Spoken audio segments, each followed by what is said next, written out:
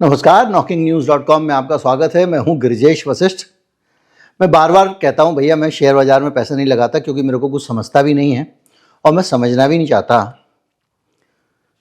पता नहीं कुछ होते होंगे कुछ लोग जो बहुत सारा माल वहां से बना लेते हैं। बहरहाल इस जुए में एक ना एक दिन कोई कुछ ना कुछ हारता है।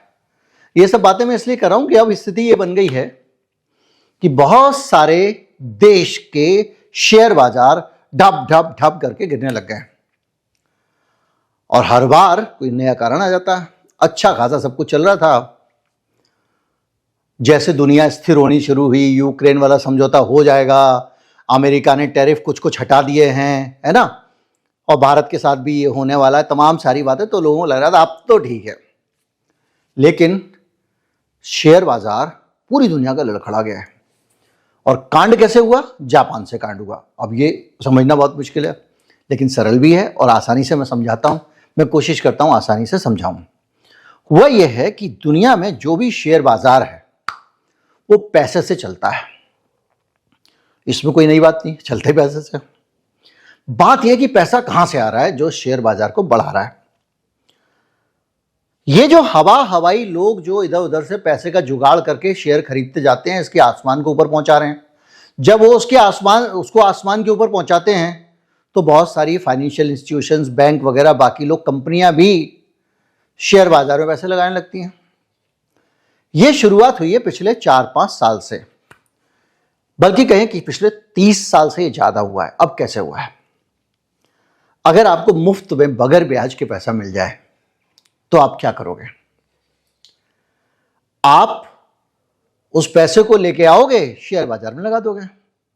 आपने देखा होगा जब भी सरकार, आरबीआई बैंक का ब्याज कम करता है, आपके पास फोन आने लगते हैं, भाई साहब पर्सनल लोन लेना, पर्सनल लोन लेना है। लोग पर्सनल लोन लेते हैं बैंक से कम ब्याज का और उससे शेयर खरीद लेते हैं और सोचते हैं शेयर बाजार से ज्यादा पैसे कमाऊंगा और पर्सनल लोन लौटा दूंगा और ऊपर से ज्यादा कमाई हो जाएगी, मेरी एक्स्ट्रा कमाई हो जाएगी। बहुत सारे लोग ये काम करते हैं।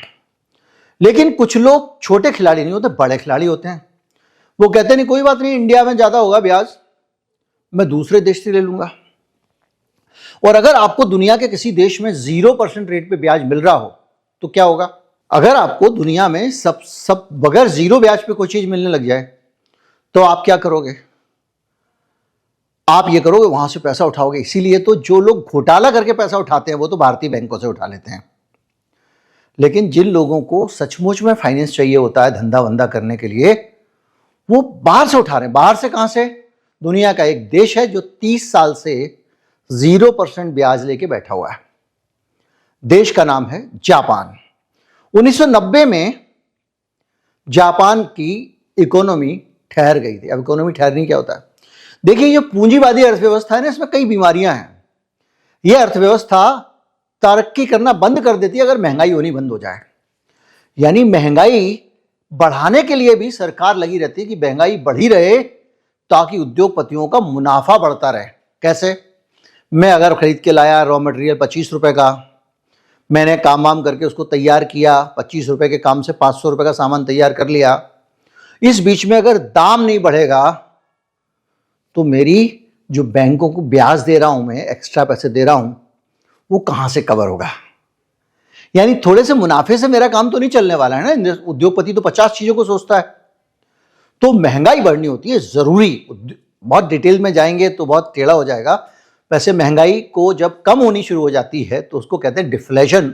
और कोई भी अर्थव्यवस्था ये पूंजीवादी नहीं चाहती कि डिफ्लेशन हो। खैर, तो जापान 30 के दशक से लगभग डिफ्लेशन झेल रहा है, यानी वहां पर महंगाई नहीं बढ़ रही है। चीजें वहां सस्ती हो रही है, महंगी नहीं हो रही हैं। लोग खरीदारी टाल रहे हैं कि भाई चलो बाद में ले लेंगे, क्योंकि जब टेंशन ही नहीं है कि महंगी हो जाएगी तो जब जरूरत है तब ले लेंगे। और बिजनेस रुक जाता है। अच्छा, महंगाई नहीं हो रही है, तनख्वाहें भी नहीं बढ़ रही हैं, मुनाफे भी नहीं बढ़ रहे हैं, सब कुछ ऐसे ही चल रहा है। और बैंक में जो पैसा रखोगे अगर, तो बैंक कहता है मैं तुम्हारा पैसा क्यों रखूं भाई? आप भारत में होगे तो कहोगे भाई तू मुझसे पैसा 6% पे ले रहा है, 4% पे ले रहा है, दूसरे को 6 पे दे रहा है, 2% कमा रहा है। बैंक कह रहा है हम तो 0% पे देते हैं पैसे। आपको अगर बैंक में पैसा रखना है तो आप फीस दो पैसा रखने की, मतलब बैंक में पैसे जमा करने के पैसे दो आप। तो क्या हो रहा है? और बैंक जो लोगों को उसके बाद में दूसरों को कह रहा है कि भाई 0% पे ले जाओ, और कई लोगों को तो वो आकर्षित करने के लिए कह रहा है कि बगैर ब्याज के पैसा भी ले जाओ और थोड़ा पैसा ऊपर से हमको आपको डिस्काउंट के तौर पे दे देंगे। तो दुनिया में पिछले 30 साल से दुनिया की इकोनॉमी को चलाने के लिए जापान का येन लोग लोन पे ले रहे हैं और उसको डॉलर में बदल रहे हैं और उससे दुनिया भर में खेल खेल रहे हैं। शेयर बाजार सस्ते पैसे का सबसे बड़ा कंज्यूमर है। सस्ता पैसा जब भी मिलता है सबसे पहले शेयर बाजार में जाता है। तो लोग उस पैसे को ले लेके दुनिया भर के शेयर बाजारों में लगाते चले आ रहे हैं 30 सालों से। तो शेयर बाजार में पैसा आ रहा है और डॉलर की भी इज्जत बढ़ जा रही है, क्योंकि जब वहां से पैसा आएगा दुनिया में डॉलर में कंज्यूम होगा तो डॉलर की डिमांड बढ़ेगी, तो डॉलर का दाम भी बढ़ जाएगा। तो ये सीन 30 साल से चल रहा था, इसको पूरी दुनिया एंजॉय कर रही थी। यानी जापान का पैसा दुनिया की इकोनॉमी का एक इंपॉर्टेंट कंपोनेंट बना हुआ था। जापान का मुफ्त का पैसा कहें या सस्ता पैसा कहें। अब ये चीज जो है येन कैरी ट्रेड कहलाती थी और ये पैसा लगातार चलता रहा। 0% पे कर्जा उठाओ, डॉलर में बदलो या दूसरी करेंसी में बदलो, दुनिया के उन देशों में लगा दो जहां ब्याज ज्यादा है। कई लोग तो जापान से पैसा लाके भारत के बैंक में लगा देंगे, 8% मिल रहा है, कहीं पे 7% मिल रहा है, बोले एफडी कर देंगे हम, मतलब वहां से 0 मिला के एफडी कर देंगे। तो पूरी दुनिया में वो बॉन्ड खरीद रहे हैं, लोग तमाम तरह के बॉन्ड खरीद ले रहे हैं उस पैसे से। बॉन्ड खरीदना भी तो एक तरह से इन्वेस्टमेंट ही है। तो ये जो है वो वापस करते करते, और जब ये हो जाए तो येन में दे दो पैसा। इस तरह से दुनिया भर के जो हेज फंड होते हैं, ग्लोबल बैंक हैं, अलग अलग बैंक भी वहां से माल उठा रहे हैं, और जो इन्वेस्टमेंट के दिग्गज हैं, मतलब जो बड़े बड़े दुनिया के खिलाड़ी हैं, जो 1000 करोड़ 2000 करोड़ 4000 करोड़ रुपया कंपनियों को देते हैं, जैसे भारत में आते तो उनको कहते हैं कि FIIs, वो सब लोग भी यहां से पैसा उठाते हैं। और जहां से पैसे से पैसा बन सकता है वो कौन सी जगह है? वो है FD दुनिया के दूसरे बैंकों में, बिटकॉइन, सोना, आजकल सोने का भी आपने देखा बहुत दाम बढ़ रहा है, और शेयर बाजार। यहां पर जापानी पैसा लगा हुआ है। अब क्या हुआ, जापान ने 30 साल बाद करवट बदली। बोले भाई हमारी यूनिवर्स सोली, चाय पे रहो, उठ गए भाई साहब। अब उठने के बाद क्या हुआ, 2022 से जापान में अब थोड़ी थोड़ी महंगाई आनी शुरू हो गई है। यानी जो अर्थव्यवस्था डिफ्लेशन में थी वहां पे इन्फ्लेशन शुरू हो गया।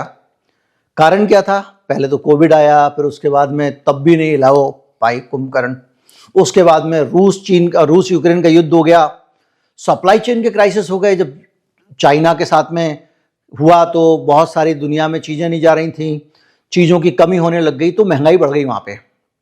क्योंकि इन सब वजहों से जापान में बाहर से जो सामान आता था वो महंगा आने लग गया।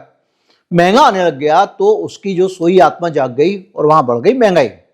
असर ये हुआ कि जापान को जो 0 में पैसा दे रहा था अब उसको थोड़ा ब्याज बढ़ाना पड़ रहा है। तो जापान जब अब 2% के आसपास ब्याज मांगने लगा है, उसका येन भी मजबूत होने लगा है। येन कैसे मजबूत हो रहा है इस पर बाद में आएंगे। तो क्या हो रहा है, वो ब्याज मांगने लगा है। जब वो कह रहा है ब्याज दो तभी पैसा दूंगा, तो बाकी दुनिया भर के लोग क्या कर रहे हैं, भगदड़ मच गई है। जिनका पैसा शेयर बाजार में लगा था, निकालो भैया इसको वापस करो, निकालो भैया वापस करो, गेन हुआ नहीं हुआ।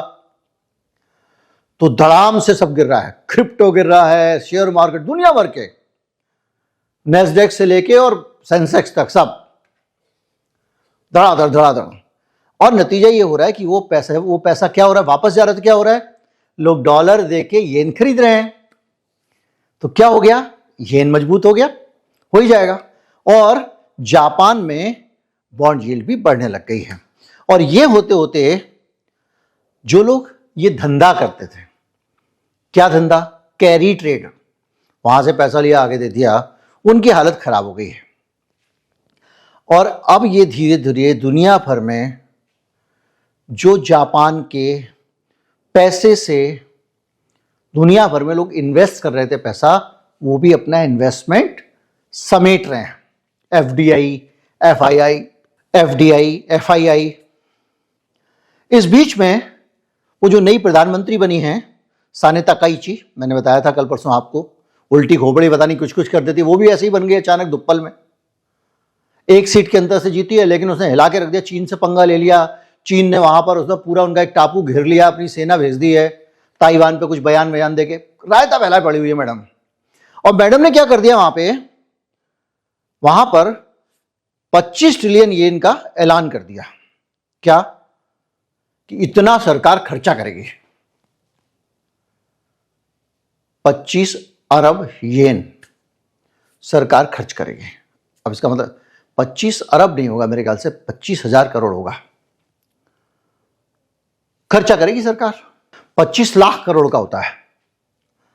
अब जब इतना पैसा सरकार खर्च करेगी तो उससे और गड़बड़ हो गया, अर्थव्यवस्था जापान की और तेज भाग निकली। अरे वाह, पैसा, सरकार सामान खरीदेगी, उद्योग बढ़ेंगे, धंधे बढ़ेंगे, लगाओ इन्वेस्टमेंट, इससे ब्याज दर और बढ़ जाएंगी। क्यों? क्योंकि सरकार जब इतने 25 लाख करोड़ रुपए की खरीदारी करने वाली है, कुछ भी करने वाली है, तो भैया सप्लाई तो मैं करूंगा, तो क्या करूंगा, मुझे पैसे की जरूरत पड़ेगी। पैसे की मांग बढ़ गई तो ब्याज ज्यादा लेगा बैंक, बढ़ गया। इन सारी चीजों से तमाम सिचुएशन खराब हो गई है। वहां की जो प्राइम मिनिस्टर है लीपापोते ने, ऐसा नहीं, मेरा मतलब ये नहीं था, वो नहीं था, चल रहा है, लेकिन कुल मिला के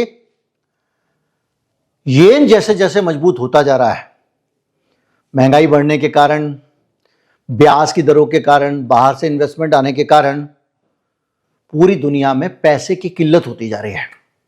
क्योंकि दुनिया में एक बड़ा हिस्सा पैसे का यहीं से जा रहा था ना, वो जाना बंद हो गया।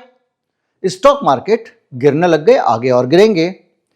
और जोखिम वाले एसेट, मैंने आपको बताया, जैसे शेयर, जैसे अभी ये नहीं बढ़ गया था पूरा आपका जो एआई को लेके जो बबल आया हुआ है, ये सब सारी दुनिया हिलनी शुरू हो गई है। और नतीजा ये हुआ है, पिछले एक महीने में निफ्टी भारत का 0.92% गिर गया, डाउ जोन्स 2.5% गिर गया, S&P 500 उनका एक इंडेक्स है, स्टैंडर्ड एंड पुअर्स का 500 शेयर का, वो 3.47% गिर गया।